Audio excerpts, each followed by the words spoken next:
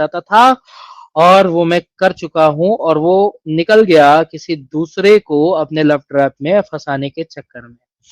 मैं प्ले कर रहा हूँ वीडियो, थोड़ा ज़हनियत के साथ सुनिएगा, समझने की कोशिश करिएगा। सारे नाज़रीन से मैं यही दरख्वास्त करता हूँ। उसने बताया अपना पहला नाम मुझे बताया समीर खन्ना। अच्छा, फिर क्या हुआ? तो मैंने खन्ना मुझे मुस्लिम ही लग रहा था, तो उसने समझाया कि नहीं खन्ना मतलब मुस्लिम नहीं होता है, तो मुकेश खन्ना हिंदू है, राकेश खन्ना हिंदू है, ये सब हिंदू नाम है, तो हिंदू नाम है। नाम समीर सिद्दीकी बाद में पता चला।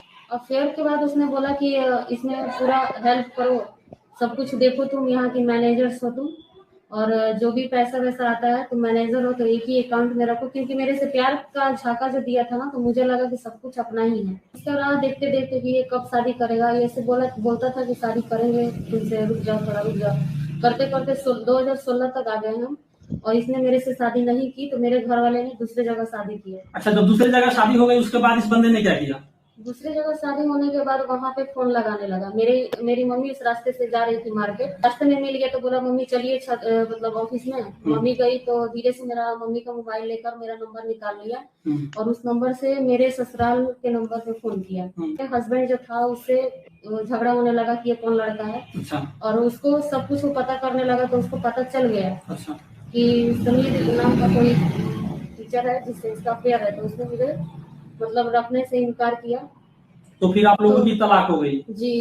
तो फिर ये शादी जो आपकी इससे हुई है, कब शादी हुई है? 2017 में। 2017 में। तो 1 साल के अंदर मुझे बच्चा हुआ। अच्छा। और वो बच्चा होने के बाद मुझे पता चला कि ये पहले से शादीशुदा है, इसके बच्चे भी हैं 2। हाँ। तो झगड़ा हुई थी ना, बहुत झगड़ा हुआ। मैंने बोला कि क्यों झूठ बोले हो, तो हाँ, थोड़ा सा जोर से बोलिए। हम तुमसे बहुत प्यार करते हैं, इसलिए हम झूठ बोले थे, अब हमको माफ कर दो, अब साथ में अच्छे से रहो, कोई बात नहीं,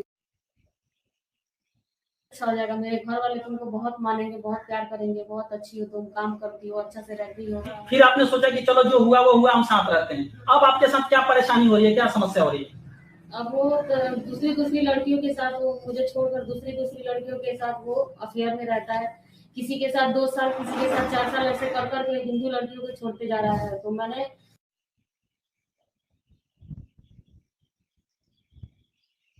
जी, टेडी भाई, जी। क्या कहना है आपका तो इसके बारे में? यहाँ पे भी एक वो फिक्स पैटर्न ही हमें नजर आ रहा है कि भाई लड़का जो है वो समीर खन्ना और मतलब इस तरीके से वो अपना मतलब कि आइडेंटिटी छुपा के वो करने की कोशिश करता है ना।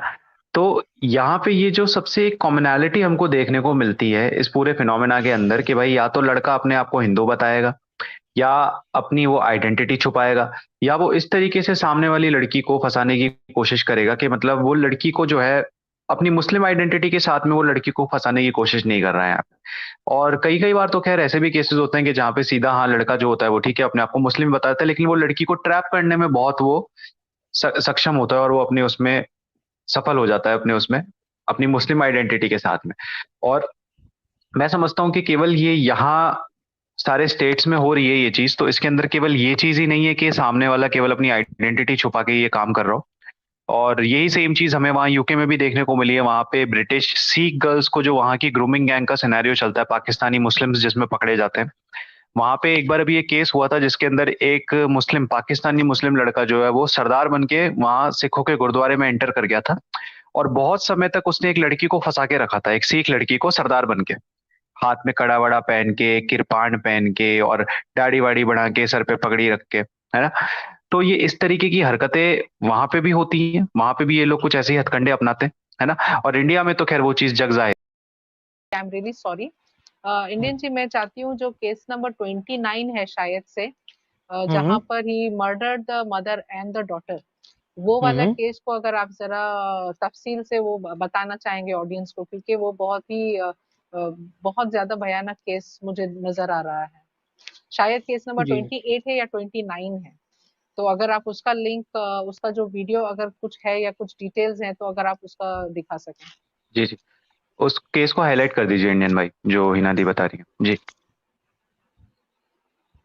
एक मिनट। आई थिंक ये केस नंबर 29 है इन 2020, वही इन वाला केस जिसके 2020। बारे में आप बोल रहे थे कि जब पेंडेमिक के टाइम पे ही वाज डूइंग ऑल हाँ दिस। हाँ, तो In 2020, a case was reported where Shamshad यानी शमशाद नाम से who initially posed as Amit Gujjar का नाम लिया। अच्छा, इन्होंने नाम भी बड़े अच्छे अच्छे जो है सेलेक्ट किए हुए हैं कि किसी का शक ही ना जा पाए, है ना। शक अमित ही नहीं गुज्जर, जाएगा, बिल्कुल। हाँ, entered into a relationship with Priya, began to live with her, but murdered her and her daughter। उसे मारा, और यानी कि ये किसी शादीशुदा स्त्री के साथ रिलेशनशिप में आया था। शादी नहीं की थी उससे, शादीशुदा के साथ रिलेशनशिप में आया था, और फिर उसे और उसकी बेटी को मार दिया। When she became too demanding, he buried both in his own room। इन्हें ना तो कोई डर है ना खौफ है मुर्दा चीज का, है ना। एक रिपोर्ट आपने सुनी होगी जिसमें 35 टुकड़े करके वो इंसान अपने ही फ्रिज में रखता था, जहां पे वो स्विगी से ऑर्डर किए हुए चीजें भी रखता था, उन्हें खाता भी था। अब सोचे कि किसी का सर या हाथ पैर आपके फ्रिज में रखा हुआ हो, है ना, और आप फ्रिज खोले और जब भी आप खाना निकालने जाए उसकी दो आंखें आपको घूर रही हो, जो आपसे सवाल पूछ रही हो कि तुमने मेरे साथ ऐसा क्यों किया, लेकिन आपके अंदर अभी भी इंसानियत नहीं जागी है। इस तरीके के लोग होते हैं ये, ठीक है। इंसानियत को पूरी इसने तरह से मार दिया जाता है जब ब्रेन वॉशिंग ये, करते हैं ना, इंसानियत को पूरी हाँ, तरह से इनकी मार दिया जाता है। और ये जो है इसने अपने ही कमरे में उन्हें मार के दफन करके रखा। मैं तो ये सोच नहीं पा रहा हूँ कि उस कमरे में वो हरामजादा रात को सोता कैसे होगा। क्या उसे खौफ नहीं आते, क्या उसे भयानक सपने नहीं आते, ख्वाब नहीं आते उसे, किस नहीं, ये तरीके जब के। सो रहा है तो अपने अपने सपनों के बारे में, मतलब अपने आप के बारे में वो ये खुश होके सो रहा है कि ये मेरा अचीवमेंट है। जैसे हम कुछ अच्छा काम करते हैं, हमको मेडल्स मिलते हैं, ये उसको हम्म मेडल की तरह देख के खुश होके सो रहा होगा कि आगे मैं मरने के बाद मुझे तो हूरे मिलेंगी क्योंकि मैंने इतना बड़े काम को अंजाम हम्म दिया है। तो ये तो उस तरह से सोच रहा है ना। उसकी सोच हमारी और आपकी सोच की तरह नहीं है। उसकी धारणा, उसकी सोच बिल्कुल अलग अलग दिशा में जा रही है। तो उसके लिए वो एक जी अचीवमेंट है। जी हिना दीदी, हम्म बहुत सही आपने बात कही एंड ये केस आपने सही हाईलाइट करवाया। I am so thankful to you, specially Indian भाई। एंड हम्म और जहाँ पे यहाँ पे क्या होता है कि जहाँ पे भी इस तरीके से ये लोग लड़कियों को फंसाने की कोशिश करते हैं, मेन इनका टारगेट ये रहता है कि बस कुछ भी करके एक बार लड़की को इस्लाम में कन्वर्ट कर देना। हम्म और उसके बाद में ये लोग फिर बहुत ऐसे हथकंडे अपनाते हैं कि भाई लड़की को ब्लैकमेल करना, डराना धमकाना, है ना, इस तरीके से। और स्पेशली उन जगहों पे जहाँ पे इन लोगों को लगता है कि नहीं यहाँ पे हमारी अच्छी पकड़ है और यहाँ पे तो हम काफी पावरफुल हैं स्टेट में, तो वहां पे हम्म ये लोग स्पेशली इस चीज को करते हैं। बकायदा एक लड़कियों का स्टेटमेंट रहे हैं इन चीजों के ऊपर कि किस तरीके से उनको ब्लैकमेल किया गया। तो मैं हम्म यहाँ पे एक केस में थोड़ा स्पेसिफिक हाईलाइट करना चाहूंगा हमारे थोड़े एक के सिख माइनॉरिटी की साइड से, क्योंकि कश्मीर में हमने अभी रिसेंटली कई ऐसे केसेस देखे हैं। मैं मानता हूँ उत्तर प्रदेश और केरला में, उत्तर प्रदेश और एमपी में ज्यादा केसेस हुए हैं, बट माइनॉरिटी के हवाले से मैं समझता हूँ कि इन केसेस को हाईलाइट करना थोड़ा ज्यादा जरूरी है। तो कश्मीर में जो सिख लड़कियों के साथ हुआ, और अभी भी जहाँ पे कुछ ऐसे केसेस हो रहे हैं जो अंडर रिपोर्टेड जा रहे हैं, जो कि अकाली दल और उन चीजों को नहीं हाईलाइट कर रहे। पता नहीं क्या उनकी ऐसी मजबूरी है, क्या वो लोग उनको दबा के रखा हुआ है सिखों को उन्होंने। तो मैं चाहूंगा इंडियन भाई के एक चैट बॉक्स में मैंने एक वीडियो केस का मैंने लिंक दिया है, एक बार उसको थोड़ा हम स्क्रीन पे चला दें बस। उसके अंदर वो लड़की खुद एडमिट कर रही है कि किस तरीके से उसको ब्लैकमेल किया जा रहा है और किस तरीके से उसको इस्लाम में कन्वर्ट होने के लिए ये लोग फोर्स कर रहे हैं। जी और हाँ, जी इंडियन भाई। मैं अपने दर्शकों के लिए बताना चाहता हूँ कि ये जो जितने भी केसेस मैंने अभी प्रेजेंट किए, ये मैंने नहीं टाइप किए हैं, और इसमें मैक्सिमम केसेस में एफआईआर रिपोर्ट्स वगैरह हैं। तो अगर आपको ये लिंक चाहिए तो ये लिंक भी मैं आपको इस आर्टिकल का लिंक देता हूँ, आप खुद जाएं, वैलिडेट करें और देखें कि क्या हो रहा है और क्या आप कर सकते हैं इन चीज़ों को रोकने के लिए। चलिए मैं दूसरा स्क्रीन शेयर करता हूँ वीडियो वाला। 1 मिनट जी।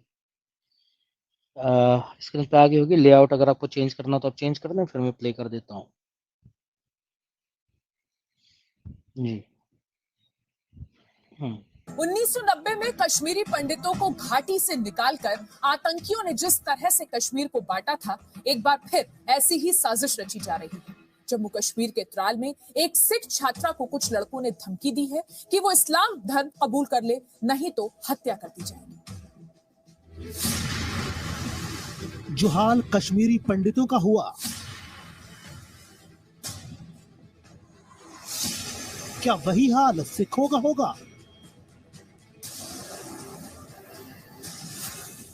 कश्मीर में दहशत में क्यों है सिख? जो हाल आतंकवादियों ने 1990 में कश्मीरी पंडितों का किया, अब कश्मीर में कुछ वैसा ही माहौल सिखों के लिए बनाने की कोशिश की जा रही है। त्राल में ये सिख परिवार दहशत में है। वजह है इनके परिवार की बेटी। जब इस्लामिक यूनिवर्सिटी में पढ़ने वाली एक सिख लड़की को इस्लाम कबूल करने या मारने की धमकी दी गई, लड़की नहीं झुकी तो उसका गला दबाया गया। ये जब माह रमजान चल रहा था मंथ, तो उसमें टीडी भाई, लड़की जी। नहीं झुकी तो उसका गला दबाया गया, ठीक है। और फिर उसके बाद लोग कहते हैं कि लव जिहाद जो है ये एक क्या है ये क्या वो वर्ड यूज करते प्रोपेगेंडा हैं? है, कॉन्स्पिरेसी थ्योरी है। प्रोपेगेंडा है, कॉन्स्पिरेसी थ्योरी है। और कॉन्स्पिरेसी थ्योरी में इतने लोग की जान चली गई, इतने लोग तबाह बर्बाद हो गए और एक लड़की का गला दबाया जा रहा है। मैं तो यहाँ तक कहना चाहूंगा, जी बिल्कुल आप सही कह रहे हैं, कॉन्स्पिरेसी थ्योरी है, ये प्रोपेगेंडा है, क्योंकि इसे आप लव जिहाद का नाम दे रहे हैं। दरअसल में ये लव जिहाद नहीं, ये सिर्फ जिहाद है, क्योंकि अगर थोड़ा सा भी लव होता ना तो किसी का गला नहीं दबाया जाता, किसी को मार करके अपने ही कमरे में गाड़ नहीं दिया जाता। जी जी, इसके पीछे के एक वो मैं कुछ जो पीछे जो कहते हैं ना कि जो मेन आइडियोलॉजी काम कर रही है और कौन कौन वो लोग हैं, आज मैं चाहूंगा कि कुछ चीजों के मैं नाम भी यहाँ लूं जो मुझे नहीं लेने चाहिए, तो वो मैं हाईलाइट करना चाहूंगा। और मैं ये लड़की जो है, सिख लड़की कश्मीरी, ये खुद यहाँ पे इस चीज को एडमिट कर रही है कि किस तरीके से इसको डराया धमकाया गया। तो मैं इसके मुंह से मैं सुनना चाहूंगा कि किस तरीके से उन्होंने इसको डराया धमकाया। आगे वीडियो प्ले कीजिए एक बार। जी जी जी। दोस्त काफी स्टूडेंट्स थे ऐसे जिन्होंने मेंटली टॉर्चर किया। उसमें से सबसे पहले एक लड़की थी जिसने हमें अपने रिलीजन कन्वर्ट करने के लिए बोला, नमाज पढ़ने के लिए बोला। वहाँ पे एक लड़का है, वो भी हमारे साथ ही पढ़ता है, सेम सेमेस्टर सेम ब्रांच है, यावर नाम है उसका। तो वो लड़का मेरे पास आया 2 बार कि हमें आपके रिलीजन से प्रॉब्लम होती है, हमें आपसे प्रॉब्लम होती है, हमारे रोजे खराब होते हैं। तो उसके बाद मैंने उसे बोला अगर आपको प्रॉब्लम होती है आप हमारी तरफ ना देखें।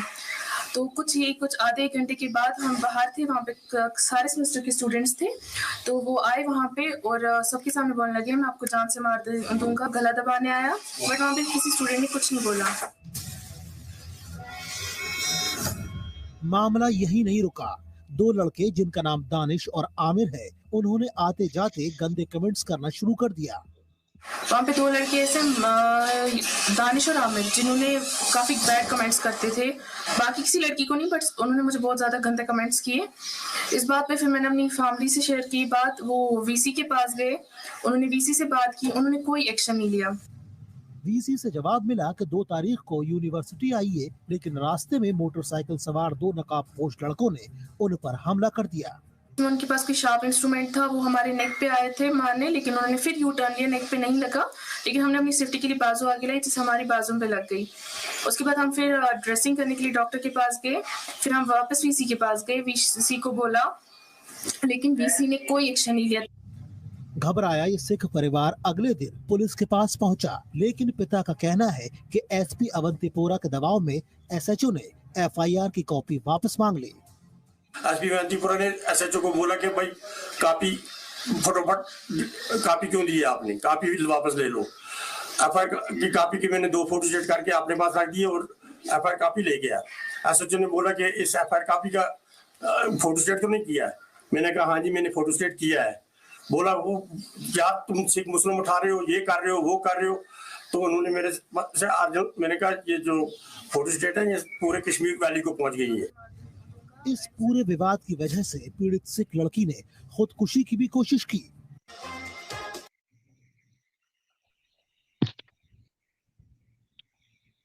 जी इंडियन भाई, तो यहाँ पे जो बात, ये जो वाकयात पेश हुआ है ना, ये कोई पाकिस्तान में नहीं हुआ, ये हमारे इंडिया में हुआ है, इंडिया के कश्मीर में, है ना।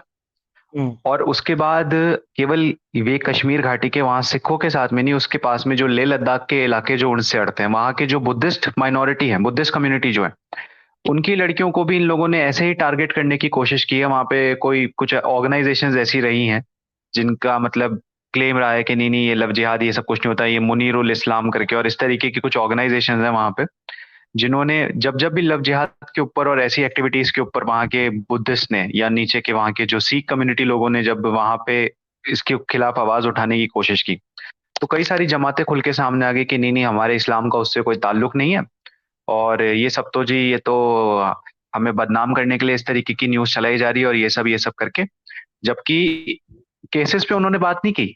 यहाँ पे इस सिख लड़की के साथ हुआ और जो मुसलमान ने उसके ऊपर फिजिकली चाकू से उसकी गर्दन पे अटैक करने की कोशिश करी, उसके ऊपर किसने बात नहीं की। हमारे हमें बदनाम किया जा रहा है और इस्लाम का कोई ताल्लुक नहीं है, ये ऐसे ऐसे करके ये लोग एस्केप करने की कोशिश करते हैं जी। तो मैं समझ रहा हूँ कि हमारी ऑडियंस को भी समझ में आ रहा होगा कि हम लोग किस प्रोस्पेक्टिव से इस बात को यहाँ रखने की कोशिश कर रहे हैं। अभी भी अगर किसी की आंखें नहीं खुल रही तो भाई मैं समझता हूँ भगवान मालिक है फिर आप लोगों का। जी इंडियन भाई। जी बिल्कुल। लिंक ओपन कर दीजिए साहबी जी टू डिफेंस जी। हमने तो काफी अपने आर्गुमेंट्स और एविडेंसेस पेश कर लिए। देखें कि हमारे व्यूअर्स का या कोई मोमिन हजरात अगर हैं जो कुछ बात करना चाहते हैं तो उनसे भी हम सुनना चाहेंगे कि उसके बारे जी में क्या जी कहना चाहते हैं। और मैं चाहूंगा कि कोई इस तरीके का अगर कोई आई विटनेस रहा हो या जिसने अपनी सोसाइटी में या मुआशरे में इस चीज को नोटिस किया हो, कोई भी कॉलर, नॉन मुस्लिम मुस्लिम, मैं चाहूंगा कि नॉन मुस्लिम्स भी हमारे साथ जुड़े। और एक काफी देर से एक हमारे भाई थे जिनका कमेंट्स में मैंने देखा था, कोई जोसेफ डिसोजा करके एक कोई पर्सन है, जोसेफ डिसोजा, वो काफी देर से कमेंट कर रहे थे। तो मैं उनसे रिक्वेस्ट करूंगा और दूसरे जितने भी हमारे ऑडियंस में अगर कोई अपनी बात यहाँ रखना चाहे तो जोसेफ डिसूजा जी अगर आप सुन रहे हैं तो प्लीज आप जरूर जुड़िए हमारे साथ। जी मैं आपसे सुनना चाहूंगा एक बार, अगर आप साउथ इंडिया से कहीं से हैं और अगर आपने अपनी सोसाइटी में ये चीज देखी है लव जिहाद की एक्टिविटी वगैरह, तो मैं आपके मुंह से स्पेसिफिकली सुनना चाहूंगा इस चीज के ऊपर। जी बाकी साहबी जी और हिना जी, टीडी भाई, प्रेजेंटेशन कैसी लगी आपको और आप क्या जी कहना जी चाहते हो उसके जी बारे में? इंडियन भाई, बहुत बहुत मैं सही कहता हूँ कि सच में कहता हूँ कि दिल की गहराइयों से आपका मैं धन्यवाद करता हूँ आज की स्ट्रीम के लिए। आज की स्ट्रीम आपके बिना हो ही नहीं सकती थी, क्योंकि केस प्रेजेंटेशन, फैक्ट्स प्रेजेंटेशन और उन सबको मैं समझता हूँ कि आप हमसे ज्यादा अच्छा हाईलाइट और प्रेजेंट कर लेते हैं, तो उसके लिए आपका बहुत बहुत धन्यवाद फिर से। जी साबी जी आप स्ट्रीम यार्ड का लिंक दे दीजिए, एंड वो जो जिस स्पेसिफिक को मैंने मेंशन करा है ऑडियंस में, जो जोसेफ डिसूजा, वो एक बार यहाँ पे आके अपनी बात जरूर रखें। और भी कोई जुड़ना चाहे तो वो भी जुड़ सकते हैं इसके ऊपर बात रखना चाहे तो। जी और एक बात मैं मेंशन करना भूल गया था यहाँ पे, जैसे अभी ये कश्मीरी सिख लड़की का जो ये केस आया, मैं आपको बताता हूँ कि वहां से कुछ वक्त पहले क्या था कि वो मुसलमान लड़कियों की भी तस्करी कर रहे थे कुछ लोग, मुसलमान लड़कियों की कुछ मुसलमान लोग ही तस्करी कर रहे थे आगे प्रोस्टिट्यूशन में उसको धकेलने के लिए, वैश्यावृत्ति में। तो वहां के सिख बिरादरी के ही लोग थे जो कि उस लड़की को सही सलामत उसके घर पहुंचा के आए थे, उस मुसलमान नहीं लड़की को। वो उसका और फिर आप देख वाला लीजिए। सीन मैं बताता हूँ। वो ना प्रोस्टिट्यूशन करने नहीं, जो भी सड़क पार से आतंकवादी आता है ना तो उसके अय्याशी के लिए वो करते हैं। ये कई बार हो चुका है। हाँ हाँ वो मुसलमान लड़कियां उनको सप्लाई करते हैं। जी जी जी बंगाल से भी आती है मुसलमान लड़कियां वगैरह, प्रोस्टिट्यूट्स वगैरह। जी जी बिल्कुल बिल्कुल देखिए मैंने ये सारी चीज। जी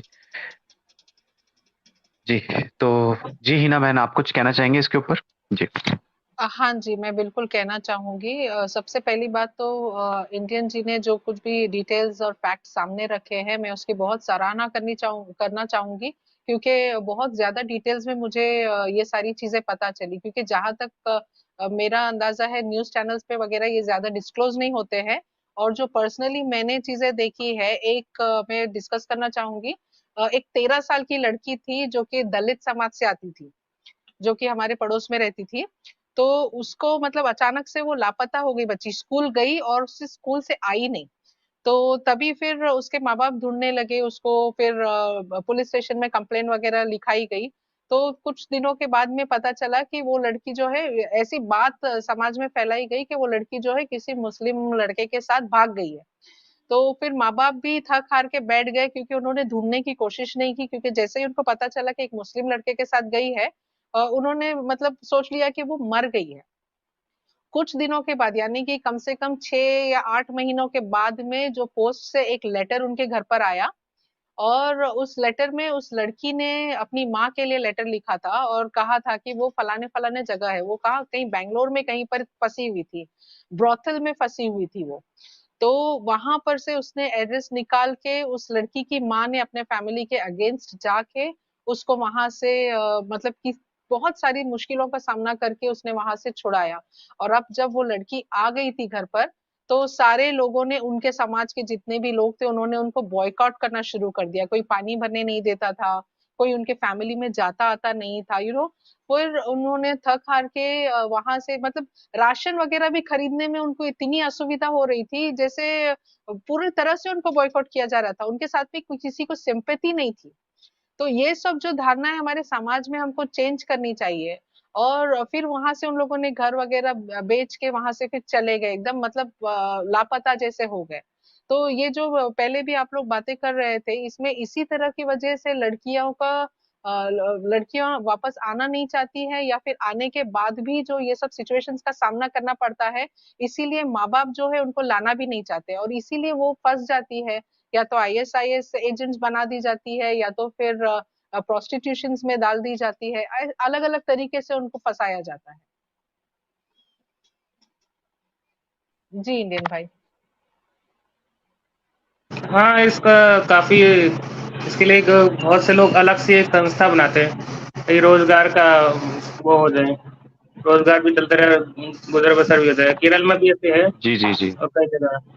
इनका ऐसा है ना, कंटिन्यूटी में चलता रहता है। एक लड़की को यहाँ से उठाया, उसको फिर डंप किया, फिर दूसरी लड़की के लिए दूसरे शहर में गए, वहां पर टारगेट फिट किया, फिर वहां पर से उस लड़की को उठाया, फिर उसको तीसरी जगह पे डंप किया। तो ये सिलसिला इनका चलता रहता है, ये जैसे इनको टारगेट्स दिए जाते हैं। मैं नहीं, इसमें मदद ना वहाँ की पूरा समाज करता है, वकील भी करते हैं, डॉक्टर भी करते हैं, सब करते हैं। मैं एक और केस बताता हूँ। सबसे निंदनीय बात तो ये है कि हम जो अभी जो ये सिख वाला लड़की का, जो कश्मीरी लड़की का केस हम देख रहे थे, उसमें अगर देखेंगे तो जो SHO वगैरह, जो कोई भी FIR उनको वापस लेने के लिए बोला है या वापस ले लिया गया, वो सारे तो सनातनी है, वो तो नॉन मुस्लिम्स है। यही लोग तो सपोर्ट करके बढ़ावा दे रहे हैं। और अगर नॉन मुस्लिम्स अगर ये सब चीजों के खिलाफ आवाज उठाते हैं, तो उनको ये बोला जाता है कि आप हिंदू मुस्लिम का दंगा करवा रहे हो, हिना ये जी, करवा रहे हो।